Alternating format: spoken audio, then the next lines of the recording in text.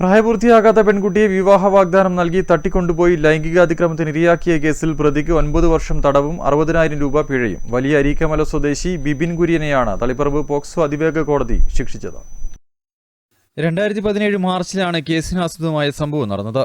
പ്രതിയായ വലിയ അരീക്കമല സ്വദേശി ബിബിൻ കുര്യൻ ചെറുപുഴ പോലീസ് സ്റ്റേഷൻ പരിധിയിൽ മാതാപിതാക്കളോടൊപ്പം താമസിക്കുന്ന പ്രായപൂർത്തിയാകാത്ത പെൺകുട്ടിയെ വിവാഹ വാഗ്ദാനം നൽകി പ്രലോഭിപ്പിച്ച് കർണാടകയിലേക്ക് കൊണ്ടുപോവുകയും മാർച്ച് 17 മുതൽ 31 വരെ കർണാടകയിലെ ഒരു വീട്ടിൽ താമസിപ്പിച്ച് പലതവണകളിലായി ലൈംഗിക അതിക്രമത്തിന് ഇരയാക്കുകയും ചെയ്തു എന്നായിരുന്നു കേസ്.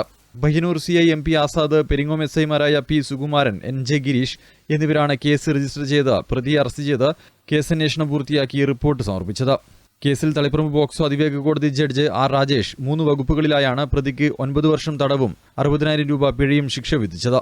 പ്രോസിക്യൂഷനു വേണ്ടി special public prosecutor advocate Sherimol Jose ഹാജരായി. News bureau, Taliparamba.